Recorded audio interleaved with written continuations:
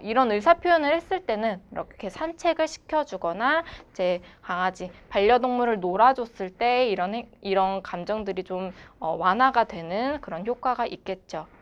네 번째로는 공포와 두려움이라고 나와 있는데요. 이제 호기심과 공포가 약간 비슷한 그런 문장을 가지고 있어요. 하지만 이제 강아지 같은 동물들도 모두 이제 성격이 다르기 때문에 어떤 낯선 물체나 사람을 만났을 때 호기심을 먼저 갖는 아이들이 있고요. 보통 사회성이 뛰어나고 이런 활동성이 많은 아이들이 있지만 반대로 좀 소심한 성격을 갖고 있는 아이들은 이런 낯선 물체, 낯선 사람이 나타나면 이렇게 좀 공포와 두려움의 감정을 느끼곤 합니다. 그렇기 때문에 보통 이럴 경우에는 보호자 품 안에 숨는 경우도 있고요. 행동적으로는 이렇게 꼬리를 몸 안으로 숨기고 귀를 뒤로 젖히는 행동을 보여요. 이렇게 귀를 뒤로 젖히는 행동 같은 경우에는 자기가 좀 두려움을 느꼈을 때 주로 나타나는 행동들입니다.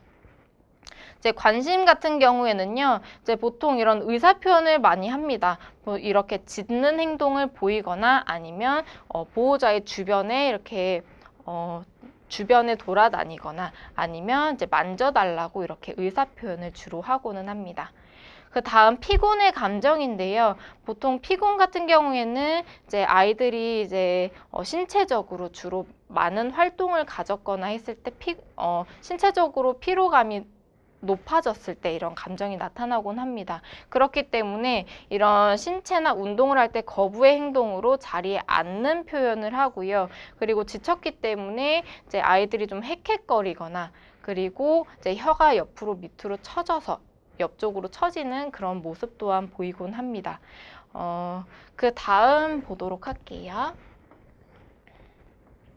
다음 위협인데요. 이제 위협 같은 경우에는 보통 자신이 공포감을 느꼈을 때 상대방을 위협하는 그런 행동을 보이곤 합니다. 이제 낯선 물체가 자신의 영역 안에 낯선 물체나 사람이 나타났을 경우에는 으르렁거리거나 아니면 짖는 행동을 통해서 상대방을 위협을 하는 편이에요.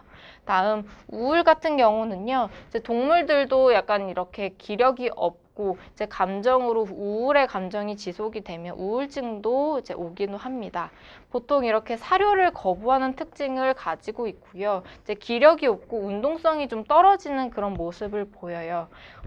이럴 경우에는 이제 보통 보호자가 시간을 함께 많이 주로 가져주고 함께 산책이나 놀이를 통해서 이런 감정이 완화되는 그런 경우가 많겠습니다. 다음 행복의 감정인데요. 행복은 누구나 이제 아는 표현이겠죠. 보통 이렇게 꼬리를 흔들고 이제 짖는 행동 또한 보이곤 하고요. 좋은 표현으로 짖는 행동을 보이곤 하고요. 그리고 이렇게 눈을 반짝이면서 이제 꼬리를 흔들면서 이제 행복감을 보여주기도 합니다. 이제 다섯 번째로는 문제 행동을 보기로 하겠습니다. 이제 문제 행동 같은 경우에는 첫 번째로 공격성 행동을 나타나고 있어요. 이제 자신의 영역이 침범당했을 경우, 강아지나 고양이나 영역 동물이라고 말씀을 드렸죠. 그렇기 때문에 이렇게 침범을 당했을 경우에 나타나는 경우가 있고요. 보통 이제 공격성 행동 같은 경우에는 어린 시절 폭력이나 학대, 이렇게 트라우마가 생겼을 때 나타나는 경우가 많아요. 이제 만약에 어떤 아기 때 이렇게 폭력을 당했거나 아니면 미용을 했을 때 이렇게 폭력을 당했을 경우에는 보통 어떤 신체적으로 키가 크고 덩치가 큰 사람이 나타났을 때 이렇게 공격적인 행동을 보이는 경우 또한 있고요.